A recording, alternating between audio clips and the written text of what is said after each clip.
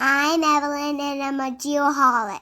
We're off and running. Dude, it is going to be a busy day. I'm excited, especially when we get old friends to come by. Old friends, new friends, any friends. Add value, make friends. That's what we say. Yeah. Well, I'm going to let you guys do self-introductions really quick. I'll let you go first. Just give us your name, who you're with, and kind of what you do. Hi, my name is Madeleine. I'm with Geo-Plus. Big closer. Sorry. My name is Madeleine. I'm with Geo-Plus. I'm a technical sales specialist, also known as a sales engineer. Sounds technical. We'll get back to that. Yes, and I'm a friend of the podcast, recurring guest, and my third time on. So Sam Beaupre from Geo-Plus, sales director.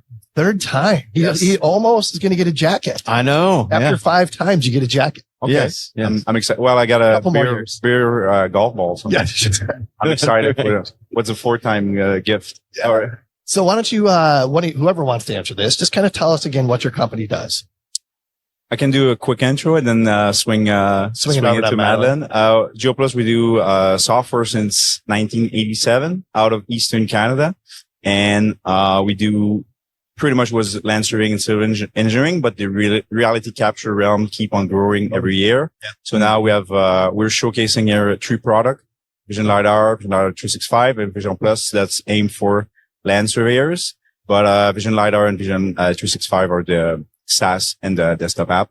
And that's where we're showcasing here in Germany this week. So nice. Madeleine, please how do you end up with us at Geo-Plus? Yeah. So I started my career, I guess, the very beginning, I was a logistical manager and human resource manager. So that's kind of where I earned my wings in trade shows and logistics and stuff.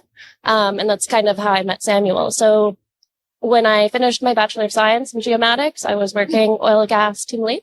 From there, I was realizing that the GPS was a little bit inaccurate. There's always an error. That's kind of how I found LiDAR.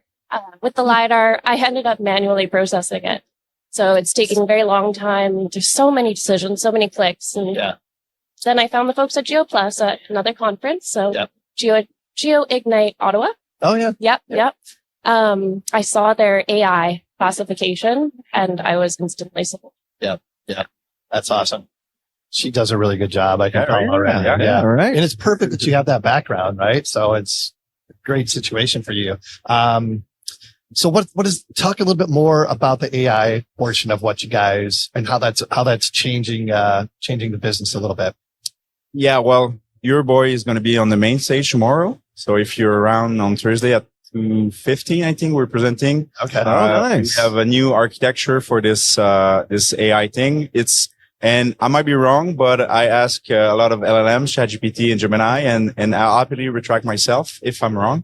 But I believe we're the first to commercialize transformer-based approach on AI classification. And again, it's a bit technical, but pretty much transformer architecture came out. Oh, sorry, the boot is falling off. And our transformer architecture came out in 2022. Most famous is ChatGPT and all the LLMs, but there was nothing for point cloud and 3D environment or realm. So, and transformer algorithm came out last year, and we kind of try to make it better in a more commercialized way. It's not a research paper anymore. And we've met with folks at NVIDIA, and they're releasing also a thing about on transformer somewhere next month. So we believe we're definitely, if we're not the first, we're definitely in the pioneers. So we're going to show that. And it's releasing next month, November for the 2026 version. And to put it in context, and I'm nowhere near an expert, but I ask always our R&D team, please explain me if like I was a monkey. And the explanation they gave it to me is, if you put an imagery, like before it was all CNN based. So it's like the neighbor, you put a radius. It's like, examining your next neighbor or inside this radius and making association with the classes and the position of X, Y, and Z points. With CNN, Transformer, why it's so much powerful because it's able to look at the whole picture or the whole project. So let's say if you have very simple example, like an image of a cat. And if you find like a face of a cat, the CNN will try to make association with the neighbor pixels and will say, build like a cat from the neighbor. Transformer approach, if he finds a face of a cat and a tail of a cat, there's very likely chance that's a cat in the middle. That's why it's much more powerful. Wow. And to put it in number, we 10x pretty much all the aspect, the training, the classification, and the memory user. Sorry, and the memory. Oh yeah. You got to look at the camera because everything's falling off, but sorry. So, we 10x pretty much all the aspect, and it's lightning fast. It's much better. So we're very excited to showcase this, and present it tomorrow. Wow. I'm seeing 10x right here. Is this the same 10x? No, that's 10xx. Oh, that's yeah. And our hotel I saw triple X somewhere. There you go. Oh, you're in the wrong part of town, though. I know. I don't know. It was cheaper. I don't know why. So you mentioned something before. You said the reality capture is really starting to grow. Oh yeah. What do you attribute that to, or why do you think that is? That's a great question. I think it's becoming more affordable because before every time you need, and I used to work in gold mine in northern Canada, and you need so many surveyors for just show a GPS point or something. And now GPS are like in every equipment. It's not that you don't need surveyors anymore. It's just more accessible because the technology, I think it's, GPS are getting, and I've been in the business not forever, but for a couple of years now. And every year I see a SLAM and scanner is getting better and the price are getting lower also. So I think that's part of it. And yeah, so now you have cloud software, so you can access this data pretty much anywhere, anytime also. So you don't necessarily need to have a surveyor right by your side all the time. Now, when you say reality capture, what does that mean to you? 'Cause that's a term that's been thrown out a lot here lately. I know that's a buzzword. It's like digital twin or AI. Everything is, Does everything fall under reality capture? Is that kind of how you look at it? Like any LiDAR, point clouds, that type thing? Yeah, kind of. Yeah. Pretty much when you want to have access of your environment. And I think not much in the manufacturing world is growing more and more. Probably because the scanner and technology has done it so good and more accessible. But yeah, pretty much anything that you would have your data on a digital, either a screen or cloud app or whatever, that will be sort of reality capture. But I know that's overused term and like AI and it's almost everything. like too general now. I know. Technically cover everything. I know. The other good one you forgot is scan to BIM. We get that a lot. Scan to BIM. I'm like, okay, what do you want? You want a Revit family? You want an IFC? You want? And they're like, no, I want floor plan. Okay, that's not really BIM. But okay. For sure. So, this is your first INTERGEO.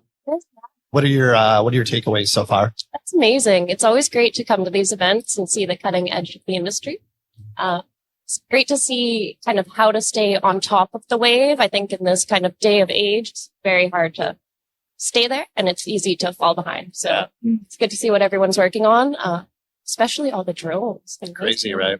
Yeah. Is that kind of the takeaway from this year's event? I'm seeing a lot more drone hardware and aerial hardware. Drones that don't look like drones, but probably are drones. Oh yeah. Like that blimp. Yeah, exactly. Yeah, I haven't seen the dog anymore, so it's not the highlight. It's like old news now. Yeah, exactly. Yeah. The luster, the shine is off of the dog now. Now it's just sits in the corner and obeys. Yeah. It's like it's not the new puppy anymore. Well, that's the thing. I think for reality capture or anybody, if you want a survey thing, the dog was so low that. And if you have a drone or something, you can cover so much more. Yeah. And now they have even door for inside. So I think you check more base with drone and cover more land. And do you think that's where it's going? So like the dog seems cool, but it really is just a representation of how you could collect data in the field. It's a gadget. And now it's like, I think we kind of skipped that step. Like, wait, we don't even need somebody out there. We just get all the data from somewhere above or wherever really quickly and really accessible, and you don't need a person. Wait, we did see a robot. Where were we at when we saw the robot? That was at Hexagon Live. Yeah. Life-size robot. Yeah. Unbelievable. But that's the same concept though. Oh yeah. No, I get it. Yeah. Make the robot smaller and put wings on it and put it in the air. And now it's doing the same thing. More efficient. Yeah. But there's a HP one if you go, on the bottom floor. Is it what did you say to me? It's cute. I'm less afraid than the dog. It's definitely the age that Ollie's coming in. Yeah. I think Black Mirror ruined the dog, to be honest. They scare kind of everybody. Yeah. To get a cute little pickup. Well, yeah. So when you guys are here, like, what's the objective? Are you looking for new clients, new partners? What makes this a successful show for you? Well, we're exhibitors, so obviously, new partner and clients.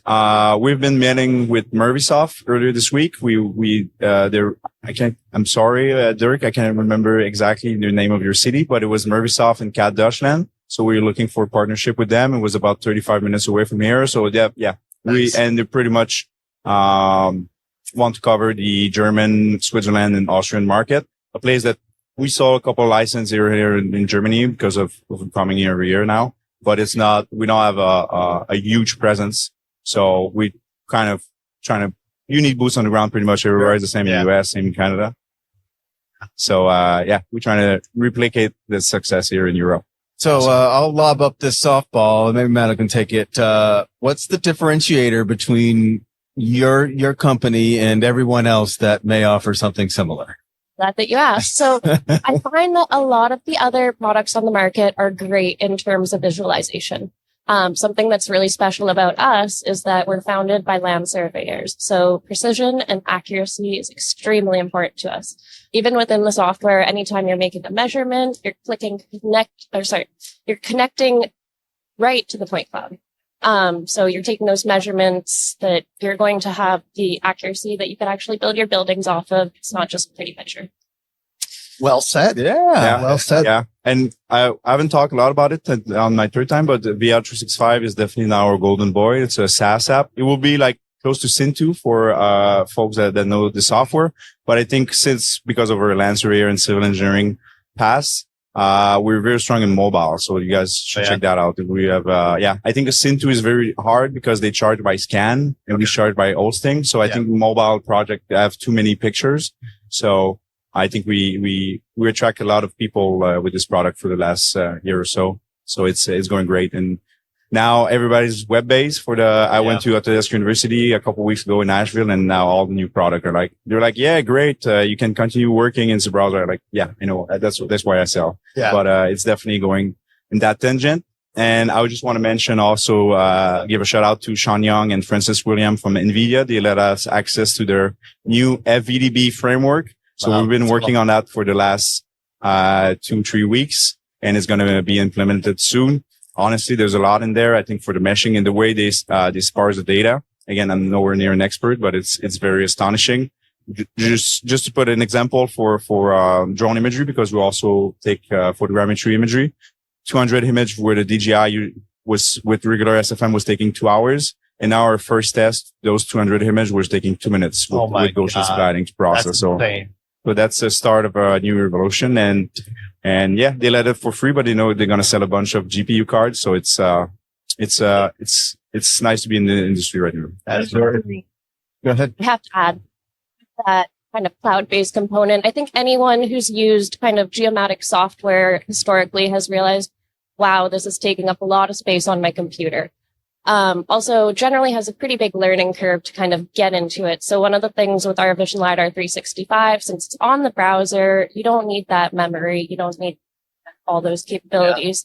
So it really opens up the field. It's no longer just our geomatics technicians. You can also get the stakeholders in there. It just speeds up decisions all over. For sure. Yeah, definitely aim for more average Joes than geo nerds like us. So, but that's a good thing for the industry. So this is why also reality capture is becoming more accessible, because I remember I used to be a civil 3D technician, and like I needed training, and if you don't play in it every day, you kind of lose your work for and everything. So it's trying to have not fight, but definitely good talks with the people, and they say dumbification of the software. I don't know how you want to call it, but it's just everything must be simpler and just more intuitive than it was before. It's not like designing. So this is going in that direction. So definitely part of the reality capture.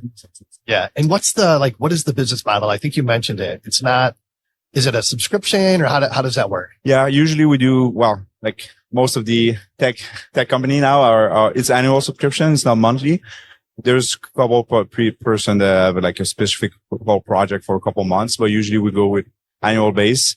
For public institute, we also do permanent still because there's usually on a three-year budget. We will have a lot of cities as clients and DOTs, Quebec's DOTs. But I know Bentley is all over the US, but, and they're still in Quebec. No worry. We like Bentley, but, not to put shade on him, but, yeah, it's going good. Yeah, that's awesome. I heard the Gaussian splats again. Yeah. Oh yeah. That's another buzzword. That's that seems like the common one. We should probably figure out how to say it. Yeah. I don't even know what We'll it ask is Rob. or how it is. Still tell us. I've had someone explain it to me 6 times. I still don't. You don't get it. Yeah. Yeah. All I know is it makes it look real. Yeah. Right. You can drop G-splat. So now G splats. Love it. Now you feel like more tech. Yeah. I don't know. Yeah, it does sound, but once it catches on, it'll be okay. It'll be fine. Yeah. Yeah. There's also in the framework about the NVIDIA, this instant nerve that's even more fast than Gaussian splatting, but the dimension were not for engineering or less accurate. So it's very for, I guess, not omniverse, but like VR and like, being in. Okay. But Gaussian is as good as SFM for dimension. So that's why it's taking off in the AAC realm. That's what it There's a sounds lot like. going on in the space. That's Love for it. sure. Well, how do folks find out more? They can come to our booth if they're here. They can head to our website, Geo-Plus.com. There's definitely a little hyphen in between the Geo and the plus. Perfect. Yeah. LinkedIn or socials and come around and we have lots of beer for it's Wednesday. So I'm guessing if you're watching the podcast, you like, geomatics and beer. So All the above. The folks that are drinking, we're also ordering, cases of Coca-Cola and then also the German lemonade bionades. Yeah. But the Wednesday at INTERGEO, there's nothing like it. I've been doing a couple of shows, now for the last few years and, Wednesday and INTERGEO. These German folks, they know how to drink beer and the party is happening in the conference. That's pretty cool. That's going to be a blast. Well, thank you guys for your time. Yeah, Sam, absolutely. Good to see you. Yes. Sam. Likewise. Thanks for the cool swag. Yeah. Enjoy the show. We'll see you tonight. Madeleine. Yeah. Thanks. See you soon. Technology, Sean. I know. It's Struggling. sometimes it's good. Sometimes it's a little. You know what? It makes you a better person. Absolutely. All right. So we're back. We are back. After lunch. Yep.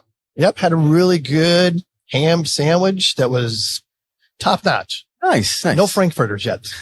I know that's your favorite. Maybe later. But let's get on with this. We got a very interesting guest with us. If you would, sir, real quick, just give us your name, who you're with, and what you do.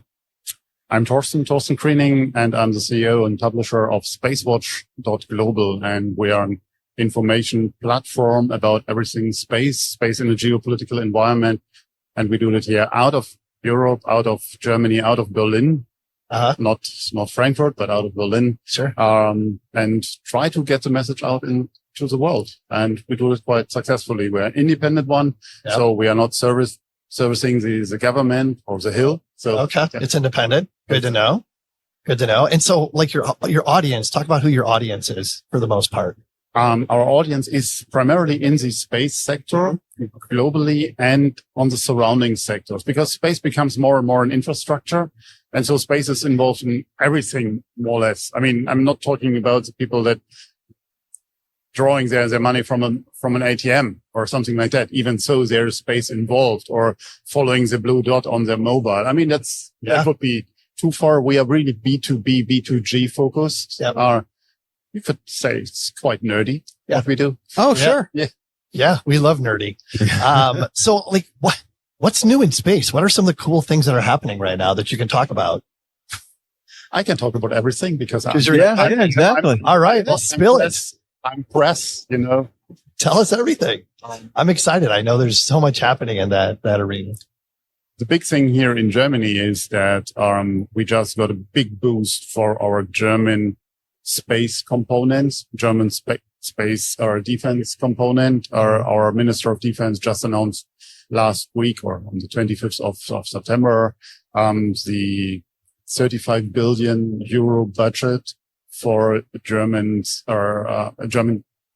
investments into space assets, into ground assets to protect space. No, not to protect space, to protect Germany from space. So, and that includes satellite, ground stations, all of the above. Yeah. There's a big need. We have a capability gap that we have to close because the partners that have been there in the years might not be that reliable anymore. I mean, depending on the morning coffee, obviously at the moment. Yeah. What are you protecting from? You said protecting space, protecting from space. What exactly is we start with Earth observation ISR capabilities from space. So the Bundeswehr will have their own satellite communication constellation on that matter in space. So they're aiming for that. At the moment, there are a handful of satellites by the Bundeswehr for communication, but in geo belt and for Earth observation.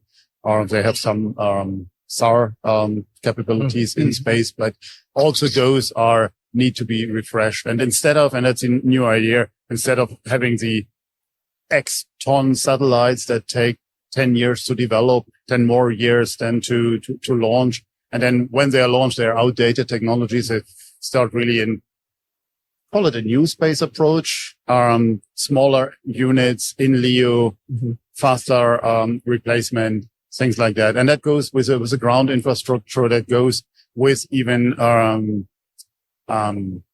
space defense capabilities in space. So on-orbit servicing, all that stuff.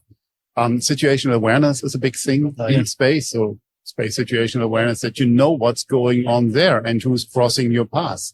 Yeah. So that's one thing I always think about. I think there's so much stuff floating around out there. Well, how is it not crashing into each other all the time? Because people are watching it. That's the point. Because if these are the accidents or incidents which have a low probability but a high impact. If these things crash into each other, then you have, and we have seen it in the past, a few times, then you create a cloud of debris that start to move on and then creates more debris. And that comes then to this point where it's uncontrollable and not predictable anymore. That's the so-called Kessler effect, that you have orbits that might be not usable anymore. So, and that's something everyone tries to prevent at any cost. Because if that happens, and we had these collisions are in space by Iridium and Cosmos that creates 8,000 space debris.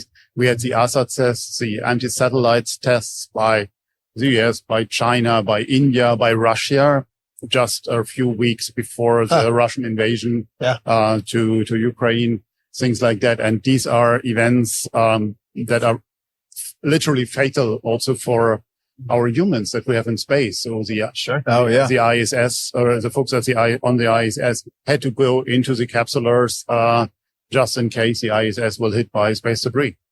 Is there like any space cleanup efforts? Like in the ocean, they got that thing that just like collects all the plastic. Yeah, and it's how effective? Yeah. Exactly. Well, it's like a pin, it's a needle in the haystack, but No, absolutely. But the question is absolutely relevant. And I'm just coming back just coming over here to Frankfurt from Geneva, from the ITU Space Sustainability Forum, which discussed that, on a level of how sustainable are we in our activities in space when it comes to frequency use. So that is not the debris part. The debris part is more addressed at UNOSA, the United Nations Office for Outer Space Affairs, but they are huge activities. So we have companies like Scale, or Clean Space here in Europe that go for removing actively debris. ADR, active debris removal, is a term that we use. But the question is, who pays for it? Right. And but there is a huge demand. But also here, when we remove one part, and Elon is launching another bunch of 500 satellites with one go or so, or when our Starship comes online, then it's even in the thousands. I mean, what is the effect? Right. But we are talking about satellites that are not maneuverable anymore, because if I have control over the assets that are in space, and then I can maneuver what I do. I mean, even so, I'm flying with 27,000 kilometers per hour in space in LEO. I know when it will be back because my trajectory is predictable. So, but the point is, if I can't maneuver, or two satellites are on collision course that can't maneuver. You can't do anything about it. There's just going to happen. You can sit down and pray. Yeah. That's it. Wow. That's so crazy. What's going on with Mars? Is Elon Musk the only person talking about going to Mars, or is that more of a thing in the community worldwide? I would say their ambitions are also from Europe to do things on Mars, but at the moment the focus is definitely Moon or cislunar, what is Moon and Leo regime. I would say at the moment Elon is by far the most active one when it comes to Mars, and let him do that. Let him go there. Let him stay there. That's what you said, but I'm fine with that. So will we at some point be developing on the moon, do you think? Yes. For sure. Yeah. And like, if you were to put a timetable on it, speculatively, what would it be, do you think? I would say in our lifetime, really, we will see humans back on the moon. Nice. Will we see those big settlements of 1,000 people on the moon? No. Yeah. But I think we will have a permanent presence on the permanent human presence on the moon, like we have it today on the ISS in the early 40s, 2040s. Wow. I mean, that might be. That's so cool. After us, but we'll finally get to the moon. Back to the moon. Depending on which, whether you're the conspiracy tinfoil hat guy like Kent or the rest of the world that sees exactly. it. I got to ask, what's the benefit? Why? What's the point in why having space or why moon? Yeah, why? What's the having a permanent human presence on the moon? Why not? Is that it? Is it why not? Just because we can? Or there's other resources on the moon that will be valuable to us. Okay. Do we have now the helium-3 conversation? I don't want to go there. I think there's an interest to go to the moon. There are business plans that have this economical billion, trillion, whatever economy thing. Mining on the moon, mining resources on asteroids. Okay. I see them. I respect them, but that's it. Do I believe in that? Not sure, because even so, it's the most valuable thing you can find on the moon. And then you get it back to Earth. I mean, the cost involved. I mean, how do you judge that? Yeah. I think what can be an interesting use case is you find something, even at the regolith, that you do something out of that. You're building bricks out of the regolith to build houses. So not to bring all the material from Earth. And that's something which is there with high evidence, water ice on the moon. Water is one of the most valuable things that we can find in space. So because water can be obviously consumed by astronauts if it's cleaned, but it's also, if you split it, hydrogen and oxygen, and then put that together, put a flame on it, and you have a big boom. So it's a perfect rocket fuel as well. And that's one idea, to use the moon, for instance, as a springboard into space. Because with less, if you see a rocket today, 95% is structure and propellant. So, I mean, that's not really very effective, not with German standards of effectiveness. If you do it from the moon, you have less gravity. So you need less structure, less propellant to get off. Interesting. Yeah, because you spend most of the fuel just to get out of the atmosphere, right? Getting out of the Earth's gravity. Yes. So who ultimately controls what goes on in space? Is there like a bunch of word salad acronyms? Is there some person or some organization that controls what goes on in space? So the United Nations of Space things like that. Yes and no. Seems like the wild, wild west. It is partially it is. Yeah. But there's a ruling element is the Outer Space Treaty of 1967. Yeah.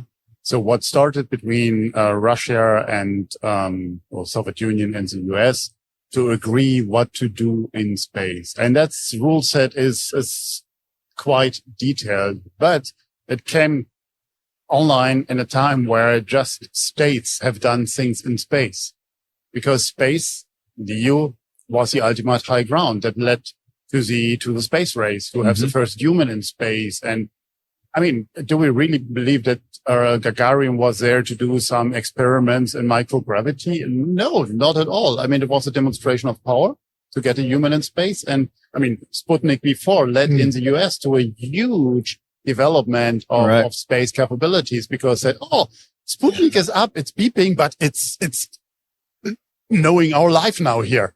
So, it wasn't an overshoot of response to this beeping thing, but it led then to the space development that we see today. So, and then having a human in space in LEO, you have the ultimate high ground. If I have a satellite and I fly over your territory, I know what you are doing, and I know what you are doing day and night now, and even underground and wherever. So whatever my frequencies can have. So the Outer Space Treaty rules this, who is doing something in space, quite detailed.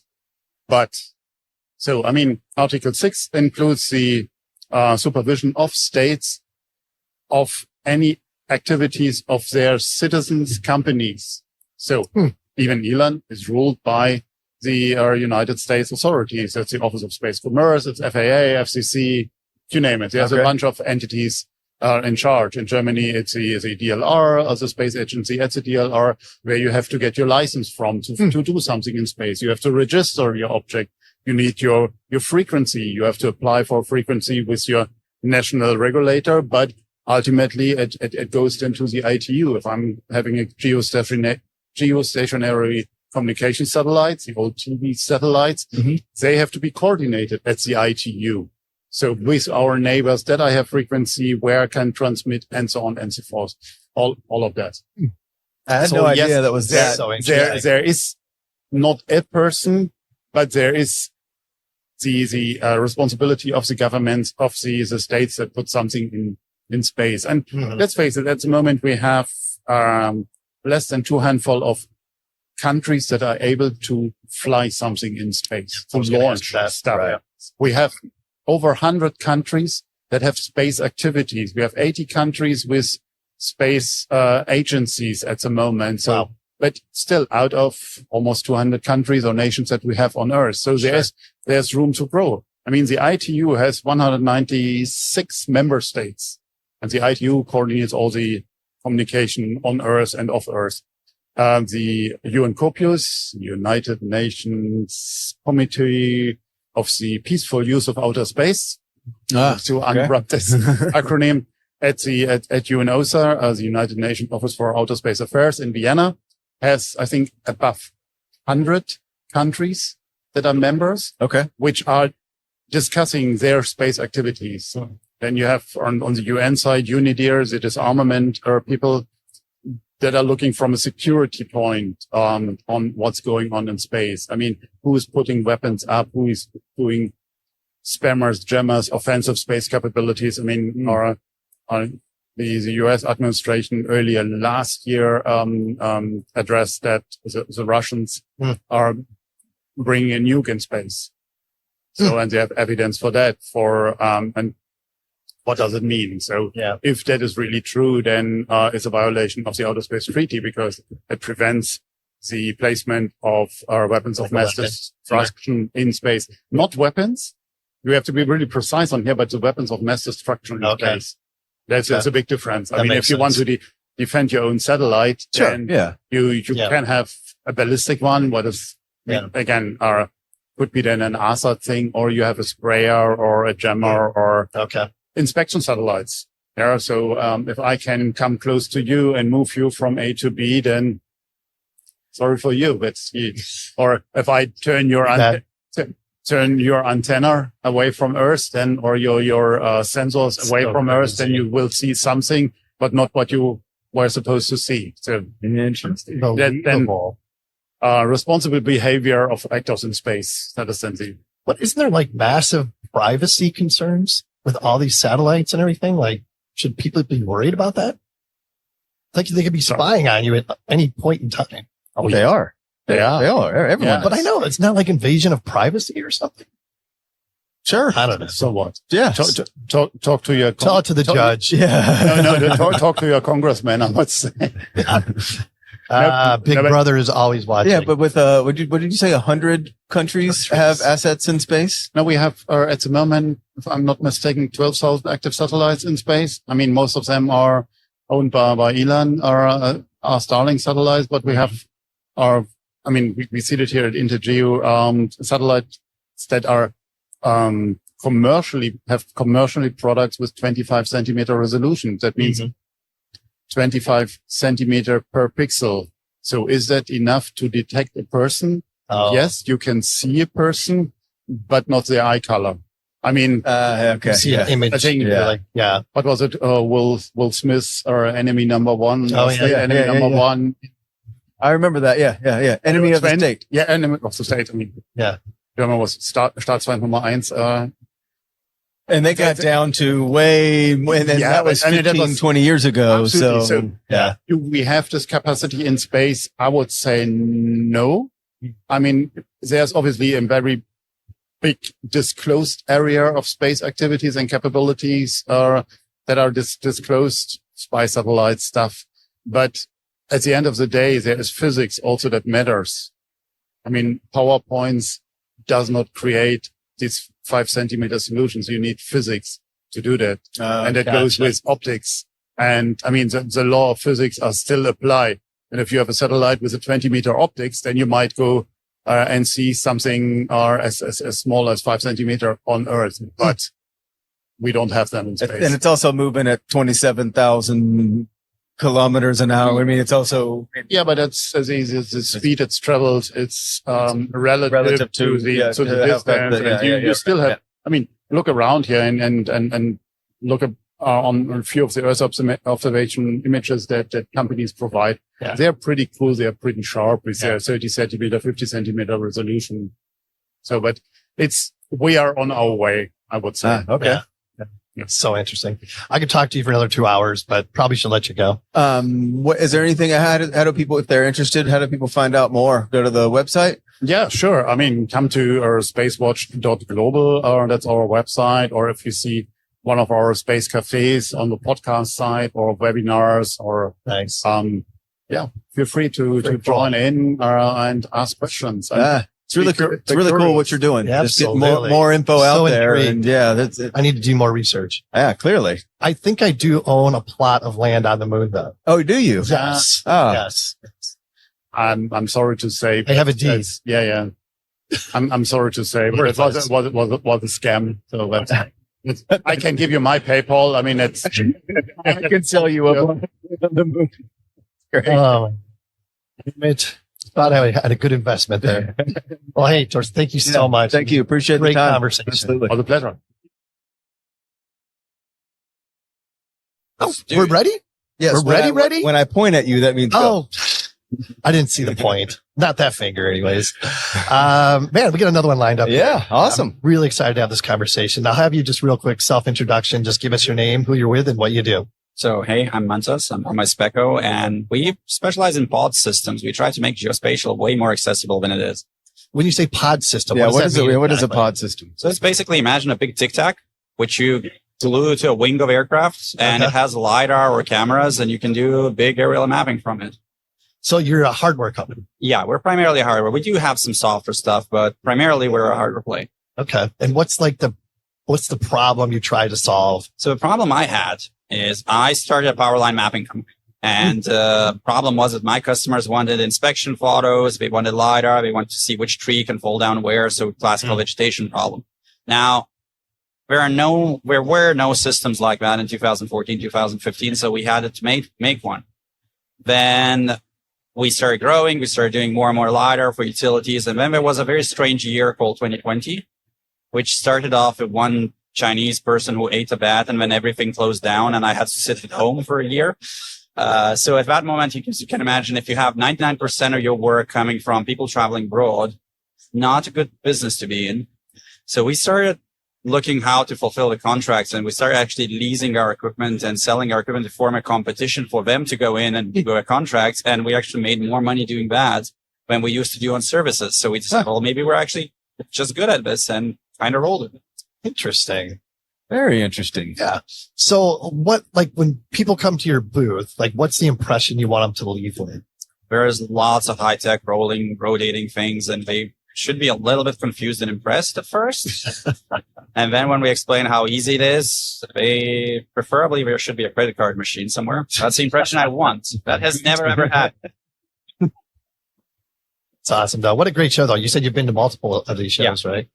Yeah. So super happy it's finally in Frankfurt because well, Germans like to take you around all Germany, which I appreciate a lot. But it's also places like Essen or Stuttgart that are difficult to get to.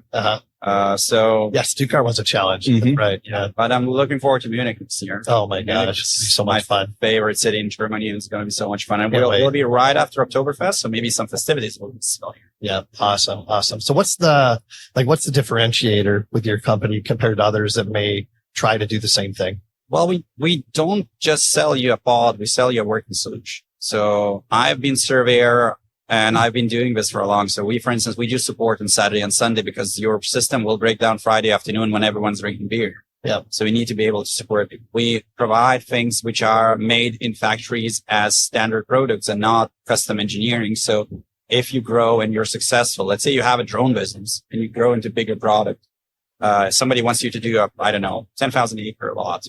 So you rent an aircraft with our pod, you see how it works, and maybe you purchase one. If it grows, you can purchase a second one. You don't need to retrain your people. You don't need new workflows. It's a standard solution. It's a product which is made for surveyors by surveyors. I like what's the interest on rental versus purchasing? Are you seeing more people coming in to just try to rent and see what? We've seen a lot of people try to rent. I specifically don't do that. My customers do rent their pods. So there are two things we don't do. We don't do projects. And we don't rent systems because it's for distributors, partners, and customers to do that because otherwise I'd be competing with them. And it's a little bit unfair because I'm equipment maker. So I have stock. I could just use that stock, but then I ruin someone else's business. And it's important for me that those guys trust me. If I lose trust, that's done. Yeah. Interesting. So who is your target client base then?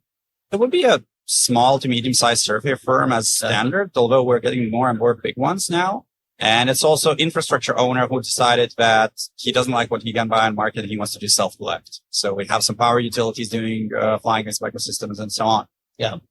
How do you overcome, like when I walk around here, there's a lot of companies selling very low budget hardware.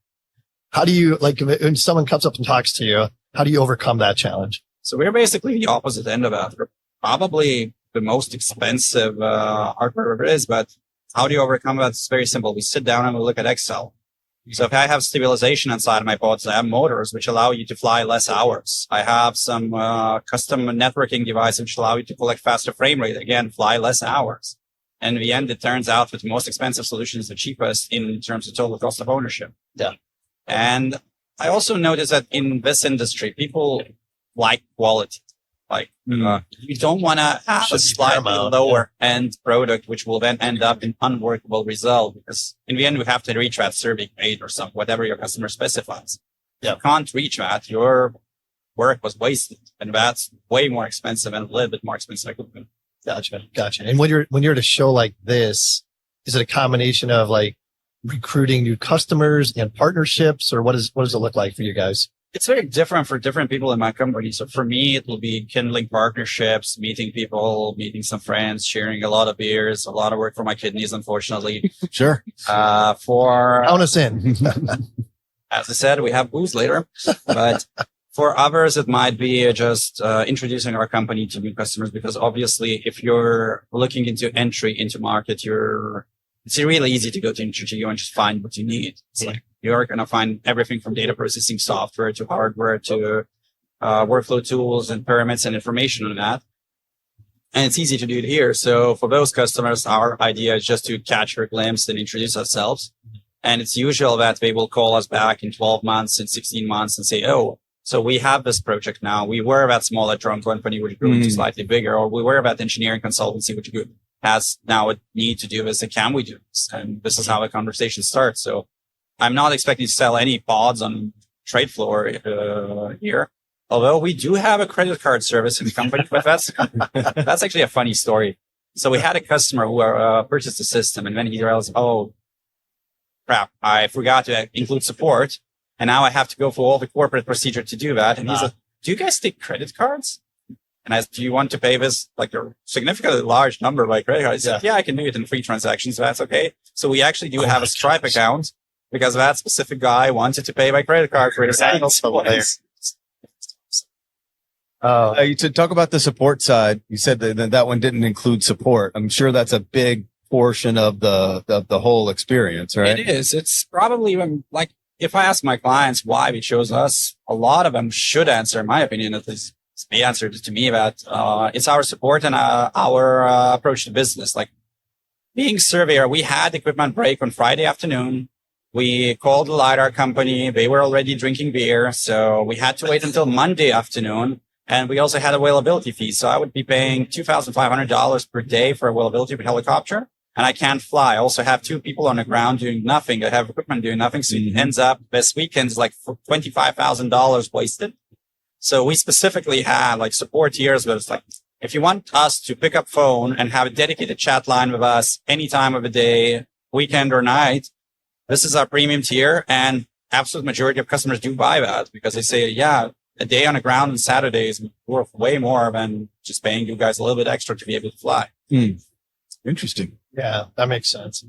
What else? What else you got? What have you seen? Have you seen anything in the conference that's new and exciting that you didn't know about before you got here? It's really every INTERGEO has some sort of theme. I can't. We say that as well. How do you think it is this year? I can't. Because I would say maybe it seems to be more focused on software. There are a lot of AI companies, obviously. There's a lot, like there are 5 companies or 6 I've noticed new, which are doing AI point cloud classification this year. There's less satellite and less SLAM scanners this year. So, but I haven't yet placed a theme. What do you think? Gosh, I don't know. G-Splat. G-Splat. Yep. Yeah, Gaussian splats. Yep. That's been talked about a lot for sure. Just location in general. I mean, everything's about location at this point. I could just say location, like as a Pretty slogan much for INTERGEO. Yeah. And it seems like it's not an introduction into AI classification. It's, oh, everyone has it now, and this is how ours is better, or ours is faster, or it can handle bigger data sets. Yeah. That's what I see a lot of is big data processing sets. But for me, the biggest part is I don't need technical pre-sales people in my calls anymore because AI calculates GSDs, overlaps, flight speeds. It does all the trigonometry. So it tells you, look, your top of the image will have this GSD, the bottom will have this GSD. And it does it really, really well, to be fair. So no doubt. That's the biggest AI for me. Yeah, that's huge. So what is your business model then? I mean, do you have distributors of your equipment? Is that how it works? We typically have a partner who will also have some software solutions because anybody who wants to build this, he needs a workflow. They just don't need a tool. A tool alone is not worth much. Yeah. So they need some software. They might need Esri or TerraSolid or other brands. So we'd like to partner with people who work for those brands already so that then when that infrastructure owner comes and says, look, I don't like my contracts, I want to do self-collect.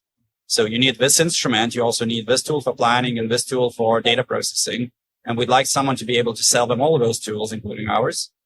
But our business model is very simple. So we have hardware, we put it in a box, there's a price sticker and you pay it. And we don't try to do device as a service or anything because we found it simply to be confusing. It needs to be a lot simpler. A lot of people here are a small business owner. And if you try to confuse them, it's not way to go. It needs to be simple, transparent. I have my price sheets are in Excels, which I send. And if you add this camera, that's how much. We don't do that. That system is free, but the camera is upmarked and so on. I saw that a lot in this industry. Used to like really irritate me when I was trying to buy something like, why is this camera 80,000? But if I change something, it becomes 85,000. Camera is a camera. Yeah. So we try to be transparent with that and just keep things as simple as possible because it's already complicated, way too complicated than it should be. Yeah. Well, it's like the camera is this, but if you actually want to have a stick for it or like all these little accessories, it's like, oh, it's 80,000, and then you get the invoice and it's 120,000. Yeah. Wait a second, how did I get here? It's like, oh, you need a battery. You need a battery for that. Oh, well, that's obviously extra, and then it's just. I like the idea of just. It's a box and it has a price tag on it, and you pay that and you get the box. Keep it simple. Yeah, I love it. Yep. It's also we do is I think we're the only company which allows customers to bring their own sensors. So if you have a, let's say, phase one camera, Gotcha. I've had somebody try to explain, no. If you buy phase one camera, it's one thing, but if I buy it, it's different. It's modified. And I know that's BS. Like if you have a camera, here's an integration fee. We will put your camera, send it ahead. Obviously we cannot guarantee it works because it's your camera, but most of cases it's a phase one. It's a phase one, or a Regal is a Regal, or Teledyne's a Teledyne. It's the same scanner. It works. Yeah. Interesting. So you have that flexibility built in. That's awesome. Very cool. Anything else you want to get out there? We covered a lot. Jeez. How do people find your How do company? we find out more? It's usually, go to AISPECO.com or visit our booth if you're here in INTERGEO. Right on. We will be there. Sounds good. Thanks. Appreciate it. Appreciate you Great to stopping meet by. you. Yeah, enjoy the rest of the show. Cheers, guys. Thanks. All right. Right back in it. Are you still feeling it? Oh, yeah. Ready for another one? Absolutely. I think we got at least another 3 in us. we are hitting our maybe stride. 5. We are hitting our stride. We knew it was going to be a big day. Yeah, it definitely did not disappoint. Big day indeed. So we got a couple interesting fellas here that I'm excited to have a conversation with. Absolutely. If you would, real quick, Mika, if you would just give us your name, who you're with, and what you do. My name is Mika Jaakkola. I'm from Finland, and I work for Destia. It's an infra construction company. Okay. And my main work is to develop the model-based processes in infra construction. Gotcha. Yeah. And Toni, if you would, your name? I'm Toni Louhisola from Helsinki, Finland, representing Infrakit Construction Cloud. Infrakit. So you guys know each other because you work together, right? Yeah, You we use have been Infrakit. doing cooperation 15 years already. 15 wow. years. Wow. So Toni, if you would tell us about Infrakit and what you guys do. Infrakit is a software company. We create map-based platform for construction execution or infra construction, combining all machine guided systems on one easy-to-use hub platform. Okay. Yeah. It's a kind of main tool for the infra contractor. If you use model-based construction process, as we do, Okay. we have about 200 machines, like excavators connected to Infrakit, Wow. and more than 50 sites every year. What we do, and we have developed this process with the Infrakit very far that it's very useful tool for that. How long have you been using model-based this process? From 2011. Oh, wow. Okay. Yes. I remember when that first started. Oh my gosh. Like, and how far it's come now. It's amazing. But of course, it has been developing. That was at that time we had a few sites and maybe couple or 20 machinery. But now we have more than 150 machines and Wow. maybe 50 trucks connected. Oh, so it's all connected then. All connected. You can see all those on the Infrakit, and you can follow the quality. You Okay. can follow up the volumes, and you can see all the machinery where they are situated on the Okay. site, and that's really useful for all the stakeholders of the project. Sure. Then you can share the data. All the models data can be used for every stakeholder of the project. So when you said volumes, is that calculated by how many Truckload or? truckloads or excavator dumps Mainly or? like you can calculate volumes by the models, comparing the models. Like if you have a road model and then you have a earth construction, surface models, you can calculate like those how much you have to, for example, dig, or how much you still have to do the work. Yeah, so theoretical models and of course they are the theoretical. as-built data is coming from the machines and nowadays also from drones and scanners. And then you can combine all of those data sets into one platform. Sure, and it's Wow. brand independent, so that's the unique thing about the Infrakit. It can talk to any brand of machine control. That's unique in Yes. what you guys have, right? That's the Yeah. main idea when we started. It should be that kind that we can connect all those brands and machine control systems to same tool. And nowadays we have lots of drone data, really useful too. Yeah. Because there's a lot of companies, I don't say a lot, but there's other companies doing what you do. But what makes you unique is the fact that you can work with any other manufacturer. And Yeah, at the moment, right? it's more than 20 machine guided systems integrated. And also we work together with the GNSS manufacturers, and any rover can be integrated into the Android app, Infrakit Survey. Yep. And we have also other apps like Infrakit Field and so on. And then nowadays we develop quite fast. So we have data management platform comparable to Microsoft Power BI. It's called Infrakit Insights. Okay. Tracks progress and so on. We have document management, field Okay. reporting, and kind of reporting and so on. very useful tool for project management. Yep.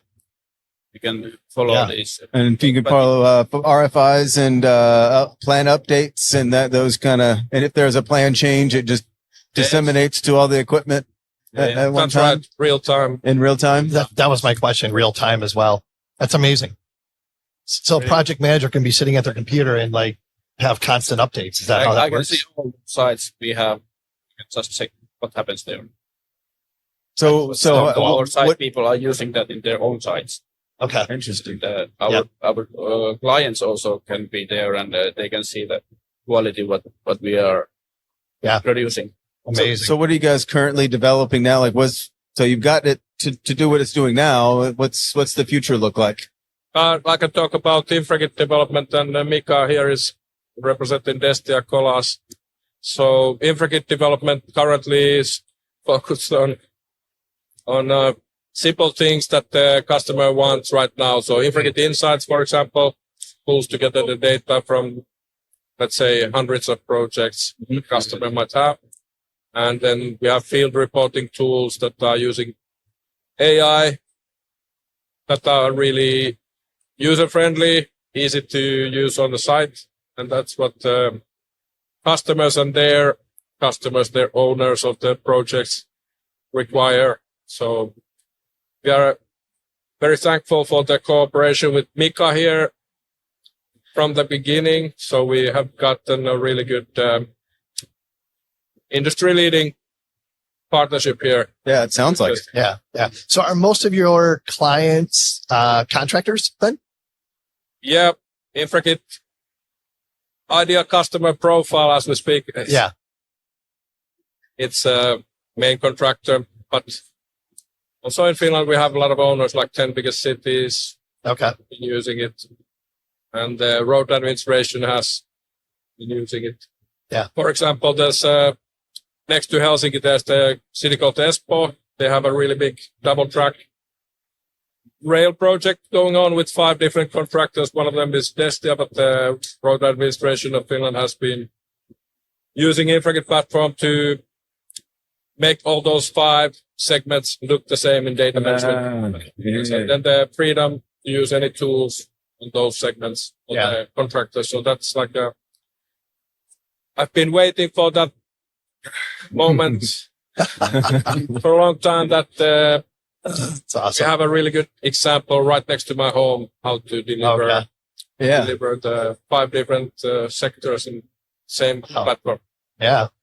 So Mika, talk about some of the problems Infrakit solves for you. It's sharing the data is the most important. You don't have so much quarrel with the client or your subcontractors when all have the same data, and it's up to date all the time. Yeah. And you can share it by the cellular phone or tablet or your computer. Gotcha. And it's really easy to share this user license to everyone. Okay.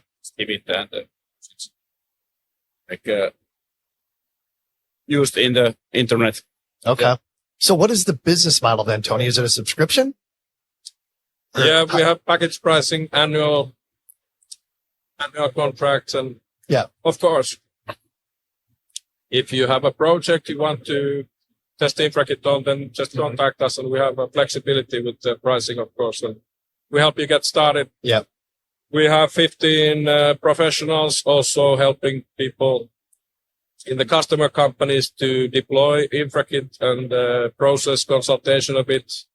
Yeah. Towards the contracting and so on. So you get all those pieces of the puzzle together to make a change in the data management and make the benefits from the first steps very, very clear and fast. So that's why we have the professional services that will support the customer to deploy such a platform. Yeah. How difficult is it to start a project and integrate it into your system? Like, I'm sure that's the hardest part, right? Just it's getting everything set up properly. No, we have that kind of in order that we planned in advance how we started. Okay. We must, of course, we have to familiarize our subcontractors what they have to do, and we demand them to use the machine control.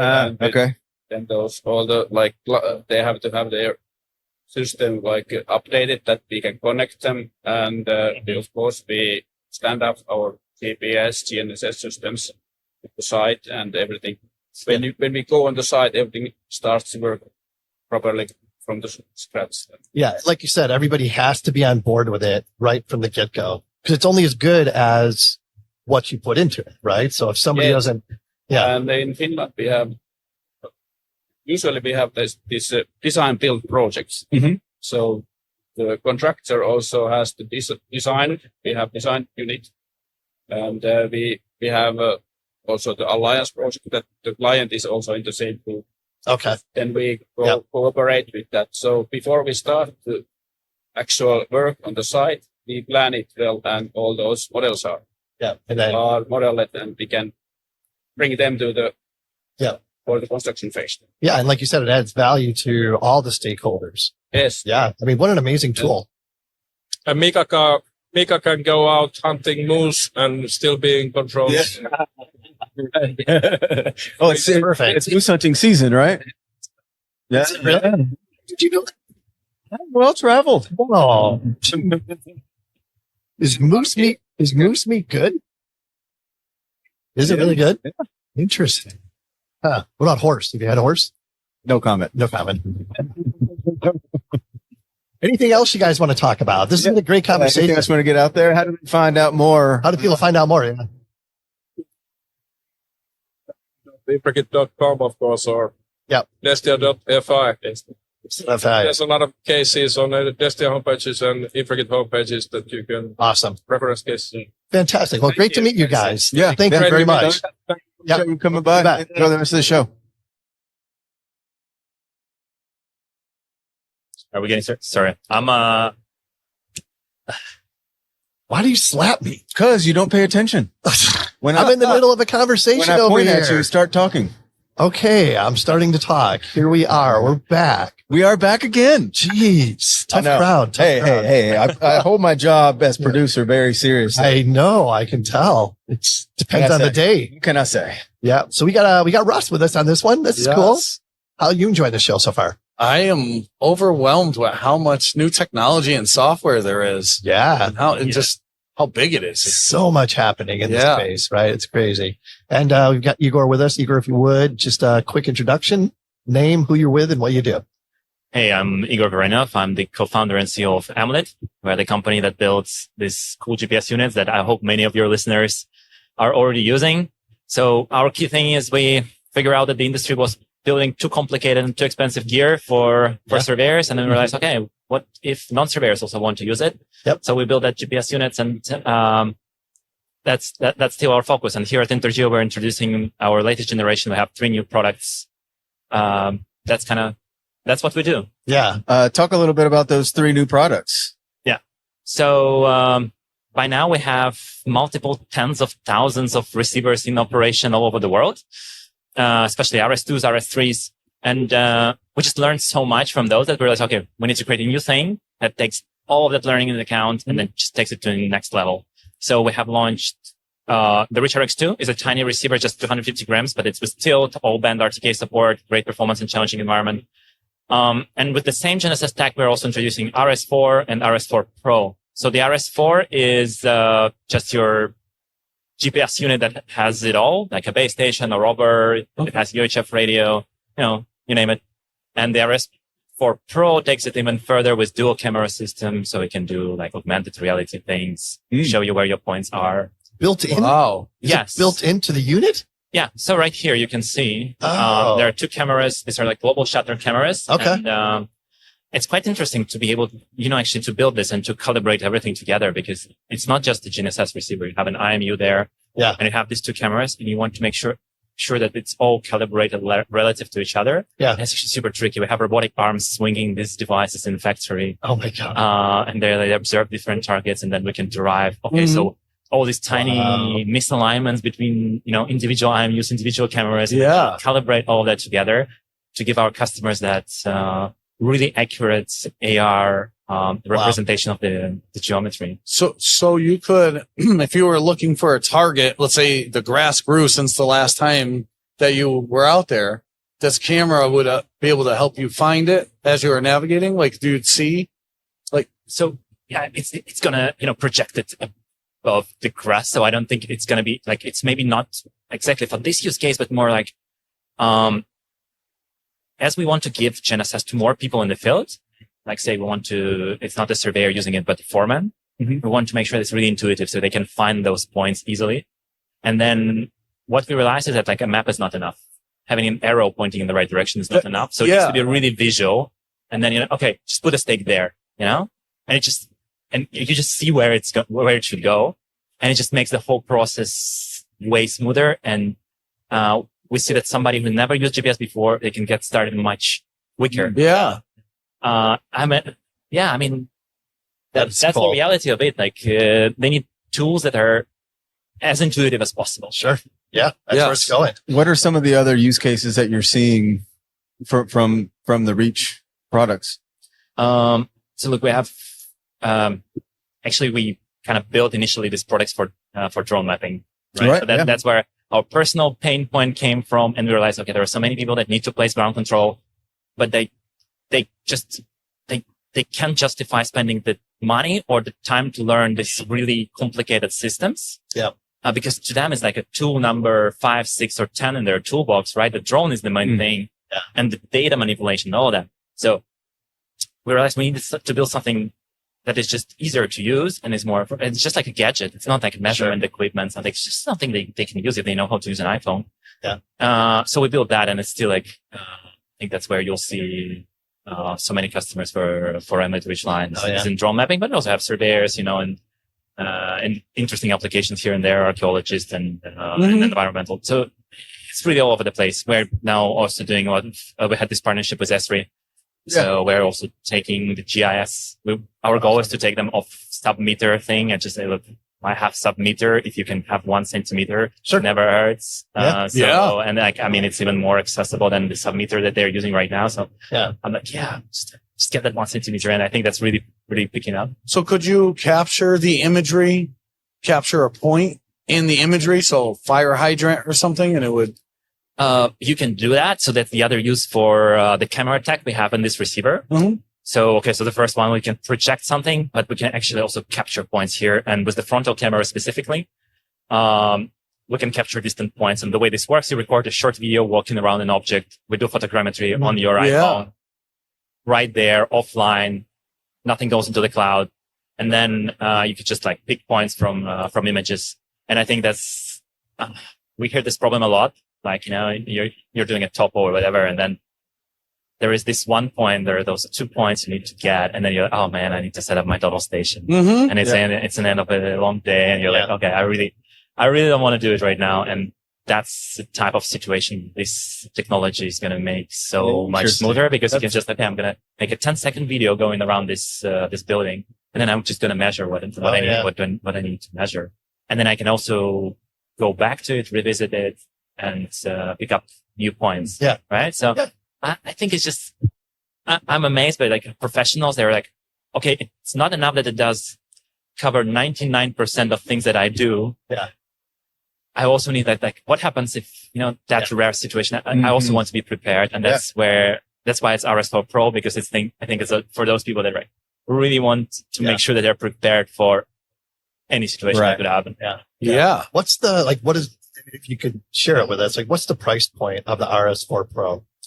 So, the RS4 Pro will be around $4,000. The price is a bit region dependent, but like it's in that range. And then the RS4 Pro will be slightly above 3,000. So, I mean, it's all online. So, and we are actually running pre-orders right now. And if, somebody wants, they can just go to our website and it's all there. We have another quick, like really cool feature here. And it's actually funny. Like we have people coming to our booth and I'm like, this is new technology, like, multiple bands, L5, and it can do this and that and dual band radio, whatever.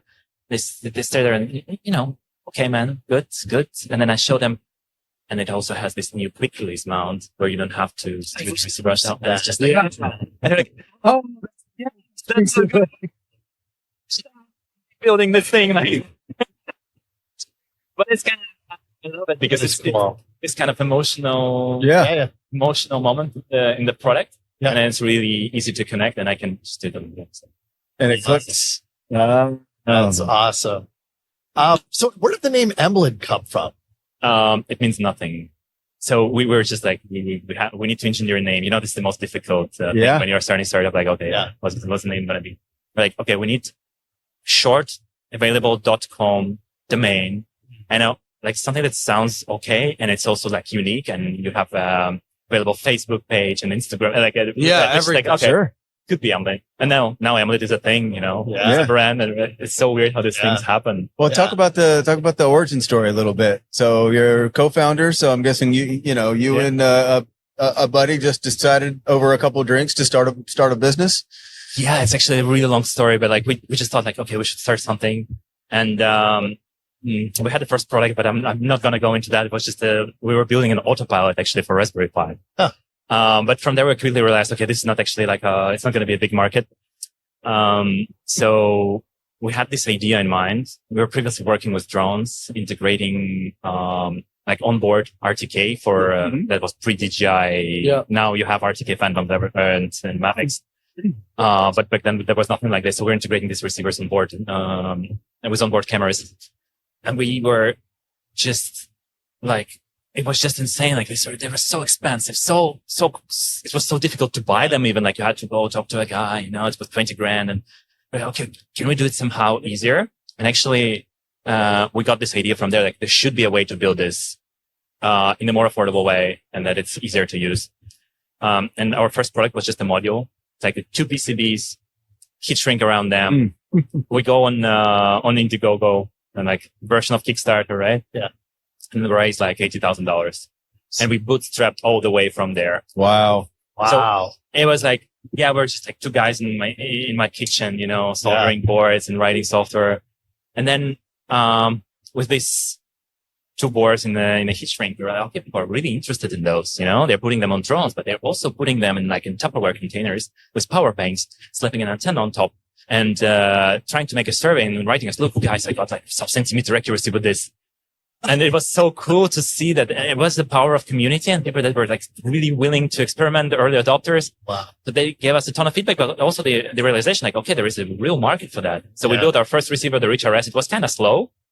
But people started adopting them because there was nothing. You could buy an ReachRS for, I don't know, $700, or you can go buy a $20,000 to $30,000 receiver. Right. Like it was just such a huge gap. Yeah. And also you also need the software you have to buy a lot of times with the survey grade one. And you have to perpetually pay for upgrades. Yes. And it's really a market built for somebody who makes their living out of it. Yep. So you just buy this thing and you make a living out of it. It's your tool number 1. And our philosophy is like, we're building a tool that is not tool number 1 in your toolbox. It's tool number 5. So it needs to get out of the way, do the thing quickly, connect to your iPhone. And then it was just a long journey to make them faster, perform better in difficult conditions, develop software. And now it's a whole ecosystem, and we just bootstrap the whole way. And we're so grateful to our customers and people who, we are here just because they bought our receivers and allowed us to invest more in R&D. And, I cannot even express how great that feeling is. People actually supporting you all the time. Yeah. Congratulations. The Emlid brand has like just exploded the last few years. Yeah. It makes sense. Yeah, absolutely.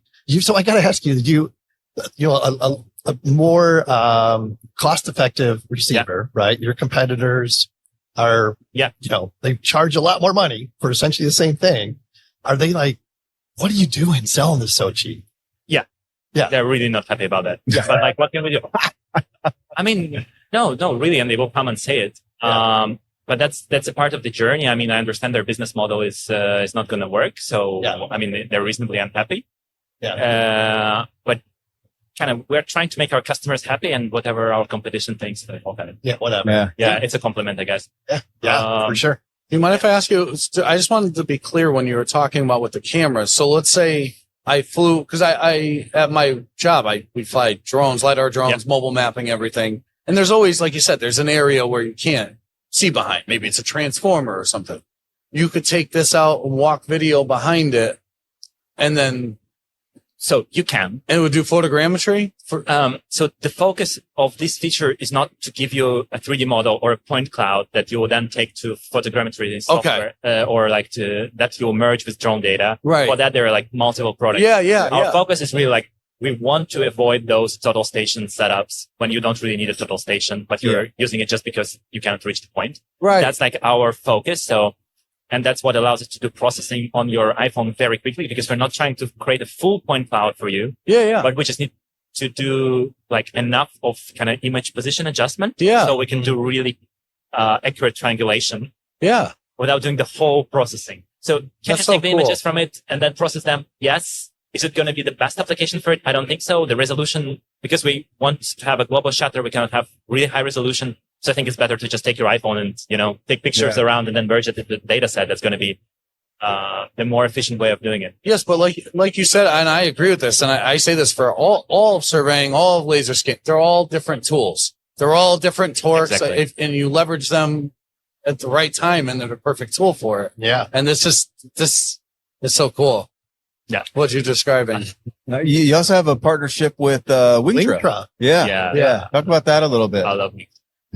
And it's so cool how they like put the orange on your receiver and all branded together. It's so cool. Yeah. No, it's actually our policy. Like, we never do any kind of white label things, because the industry is like, so much stuff is white label, but we care a lot about our brands. Yeah. But when Wingtra approached us, we were like, okay, for Wingtra, you can have an orange one.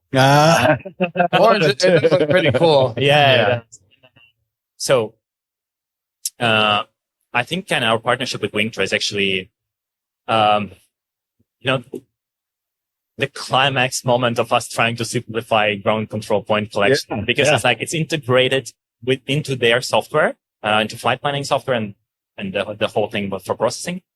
And then that automates it all. And like, you can just like know nothing about GPS. And then their software will guide you through, placing ground control points and configuring everything. So it's really, really cool.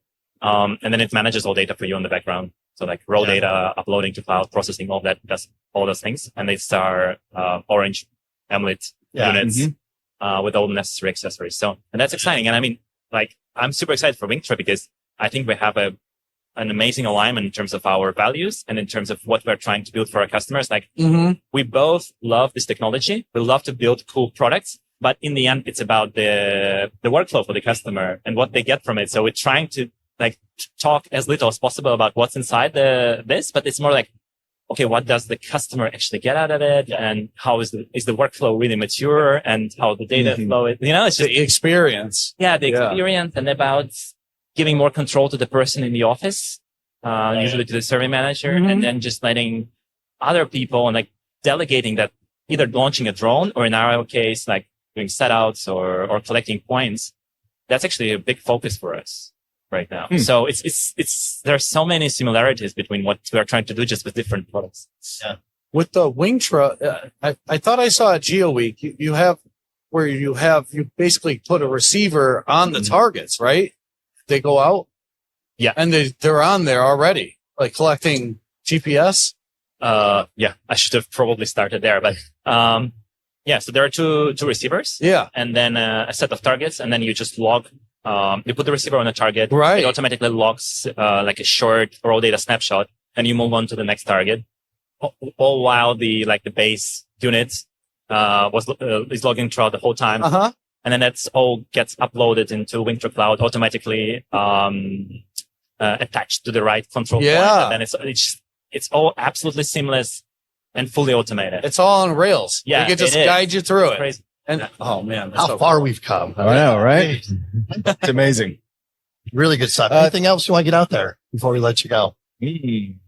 And by the way, we appreciate your support of the show. You guys have been great. Yes, yeah, absolutely. You guys, No, I mean, rock star. actually, like, I'm so happy that we as an industry finally we have a podcast, we have YouTubers. It's so great because when we started, there was nothing. There was like really old school marketing and Right. brochures, and you'll have to go to a trade show. And now I think even these trade shows are more about like our online presence. And it's, I think it's great. And what you guys are doing is, so we really love it. And yeah, thanks for what you're doing. And yeah, I hope you join us for years later. Wouldn't miss it for the world. I also want to say, I think you guys have the coolest shirts too of all the. I know. I'm a big fan of just So black, simple. white. And, Yeah.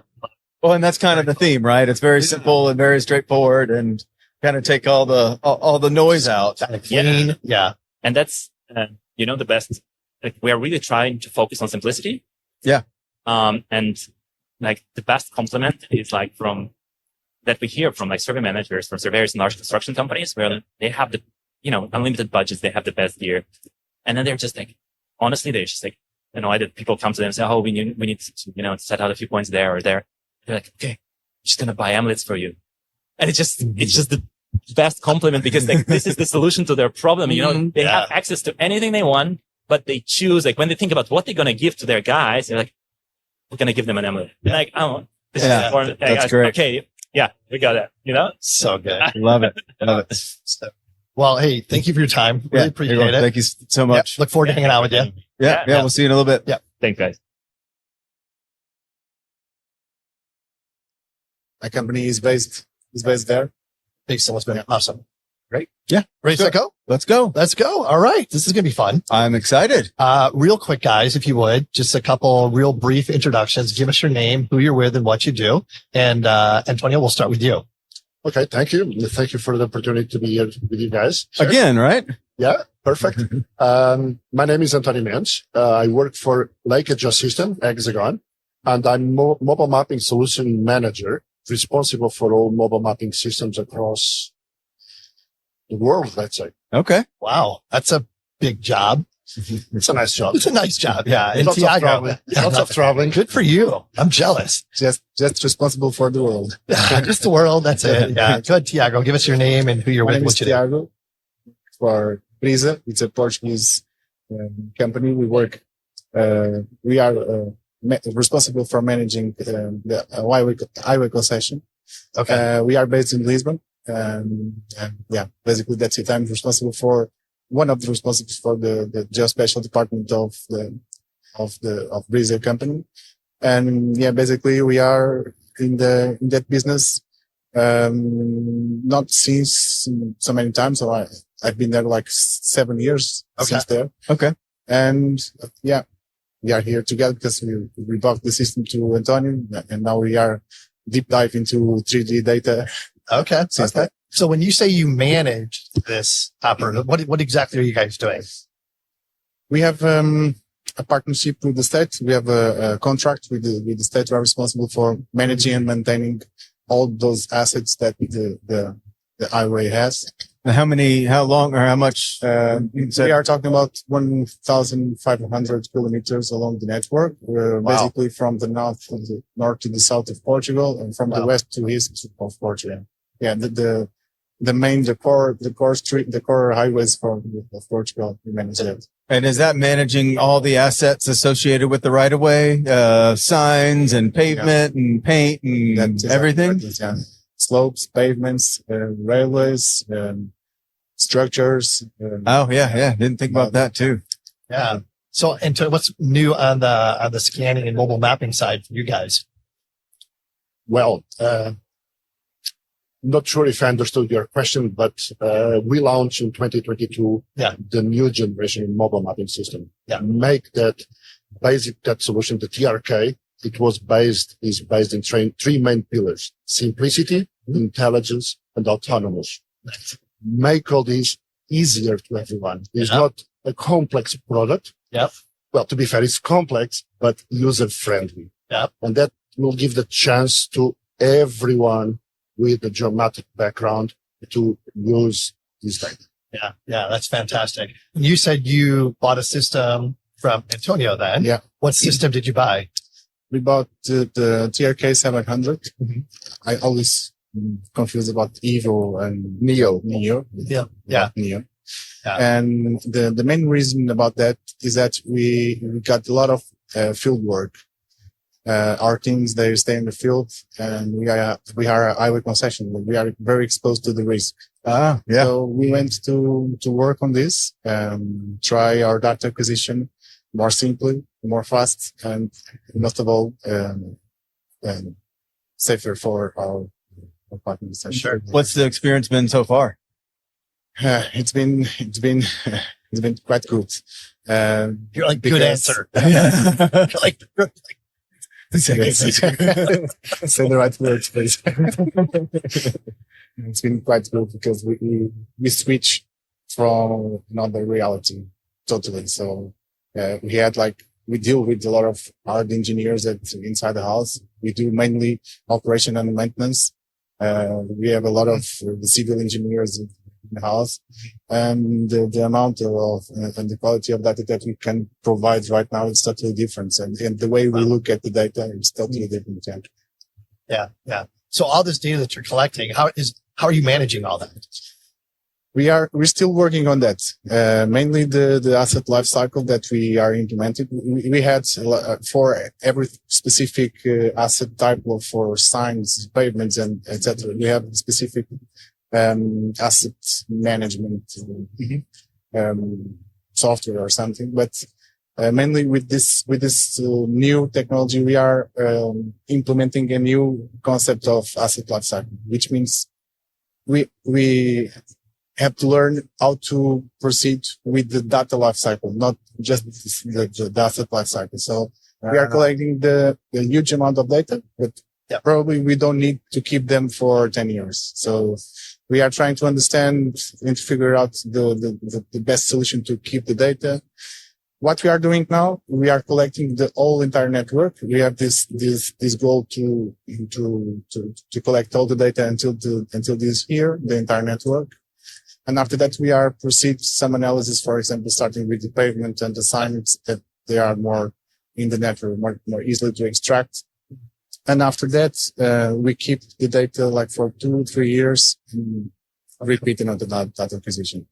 We have our own servers to keep the data, but we are studying all the different approach. It's a lot, right? It is a lot. Yeah. How long does it take to map the entire network? We haven't done the data collection for once. We have been done collection since last year. Okay. For small tracts of the data. But we try to keep 100 kilometers each time we go to the field. Okay. Gotcha. I got a really specific question. How long does a sign last? Like, what's the life expectancy of a sign? That's a good question. I don't know for sure the life cycle because we analyze so many parameters. But I would say more than 10 years. For sure. Okay. For sure. Yeah. I don't think it could last 15, but we have some European rules that we have to accomplish. The reflection, the condition. Oh yeah. I'm sure pavement condition is the biggest one, right? From a safety standpoint. Yeah. Are all of these scans, are they constrained somehow, or are they just kind of autonomous, for lack of a better word? Autonomous? Well, I mean, are they like, do you have to set survey control through the entire corridor? It depends what we are dealing with. Most of the time we are not doing the control because it depends on the scope of the job. Yeah. If we're going to just make asset inventory or some specific, this type of job, we don't need much point controls. Yep. If we want to be very accuracy, now we implement some point controls along the network. Yeah. Can I just say something? Yeah, please do. So all data capture with a mobile mapping system is basically capturing WGS84, and then we can convert the data for a local coordinate system. Gotcha. So basically in Portugal, we can't convert the data for a local coordinate system, and the error For absolute accuracy, it will be plus or minus 5 centimeters. Okay. The point here is if Tiago or someone from Brisa needs to do analysis of a bridge, that will be probably a relative measurement. Yeah. They don't need to know the right place. They just need to know the clearance. They just need to know, analyze that as a bridge. Well, like the slope is relative to itself, not constrained by any other. Yeah. Yeah, exactly. Yeah. And as far as like plus or minus 5 centimeters, that accuracy is perfectly fine for what he's doing. For the most part of the product, yes. What do you think the biggest advantage of using the mobile mapping system that you've seen so far compared to how you used to collect data before? We had like a total different acquisition methods. We also we had previously we have done some data acquisition with like mobile mapping system. Others we contract to the providers, and the big advantage with owning this system is that we are autonomous when we decide to go to the field. Okay. We have to deal with traffic cards, so we have specific times that we can go to perform data acquisition for example, and that's it. So we have like for example the quality control we can apply much better to we can define a lot of parameters that we just didn't know that would be possible to implement. Did you have to convert a lot of your field team to the office to go from taking pictures and writing down here to click in the office? This type of data, when we show this data to the teams, it's totally different. So they just start asking things. Right. Is AI playing a role in the acquisition or the processing? Processing, yeah. We are just defining some rules for specific assets that we have to accomplish. Yeah. And right now we are performing some data processing and extractions from the point cloud exactly to our needs. Yeah. Wow. Yeah. You got any feedback from, your client is the state. So have they had or they've got any feedback from your client? Not yet, but what we are trying to do, mostly what we are giving this information is for internal teams. Okay. But we are starting because we have to report every year the asset conditions. Yeah. We are trying to say that we are using the system for that as well, but we are not in that position, in that point yet, because we have very specific rules that we have a contract that we have to sure. And then if we can show that we can do it better, do it safer, and giving the same results, we could be in the future giving the same results. But what we are doing is we give the information to the specific teams, to the engineers, and that could be the data to proceed to those reports. Interesting. So Antonio, I got to ask you, when you're working with a client like Tiago, how do you determine which system is best for their needs? So it's a good question. So I think I mentioned before today we've got 6 different solutions for mobile mapping. And basically we need to understand the customer needs. Also, for example, when we start to discuss this system, and all these will take time for a company like this to take the decision. It was, let's say, 18 months decision, or took from the first presentation. Oh, wow. But we need to work together. We need to understand the customer needs, and we will advise the best tool for the job. In this case, we went for NEO. The long range, because they want to measure all the slopes as well. They want to get all the viaducts, bridge, etc. And the NEO is the right tool even for pavement analysis, for reflectivity. So I know that they are now trying to do something regarding with the reflectivity of the traffic signs, with the lines, etc. So I think it was, even today, I'm not regretting to advise for reason to invest in the TRK NEO. Interesting. Very interesting. Yeah. Did he sell you the right system, Tiago? I don't know. Oh, yeah. He'll tell us at the end of the year once they finish, right? Oh man, that's awesome. I believe it was. Yeah. Yeah. But yeah, the process, it was like 18 months because we have to switch everything. We have to. It's huge. The transition. Yeah. Again, Brisa is managing 1,500 kilometers, 1,000 miles. I will guess that probably in 1 year time, they need the other TRK to complete, you know. It's the right tool for the job. Yeah. And we are here to support and, of course, to sell more. Exactly. When we bought the system, we did a very specific job with all of the engineering teams. Yeah. And we do things. The company has 50 years, so we know how to do things. Sure. And if we just bought the mobile mapping, nothing changed for itself. So we have to change the way we do things. Right. And we have to save some money as well. So it could be a very good decision for us about the second one, but means that we are saving money. Sure. Yeah. Sounds like return on investment. Yeah. But that, you know, that transition to those new workflows, I'm sure that took some time. That takes some time. Yeah. That's no other way to say that. New softwares, new routines, new ways of working. And it's constantly evolving. You know, but you can't understate the safety impact of keeping people out of the right of way and in traffic. And that's got to be a huge benefit. That's hard to measure, but it's big for you guys, I'm sure. Yeah. No, and something else, I was planning to ask permission to talk about the safety, but of course I also would like to mention something different.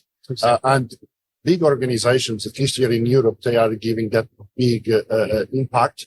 That is become greener. Sure. Yeah. And all that, you know, instead to go take 10 survey teams, vehicles, etc., can be not just safer, but greener with a mobile mapping system. Oh, yeah. Yeah. You're making one pass instead of sending guys back and forth every day. Yeah. I didn't even think about that too. What else? You guys want to talk about anything else before we let you go? This has been great. It's great to have, you on as a man. Yeah, it's a really good perspective. Awesome. Yeah, I really enjoyed that.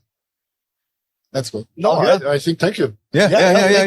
We'll appreciate your time. Yeah, we'll have a beer. Enjoy the rest of the show. I think is it time? Is the time. Okay. We can just wrap up. Looking forward to it. You are more than welcome to join our booth and get a couple of beers. That sounds great. Thank you. Yeah, appreciate it. Nice to meet you guys.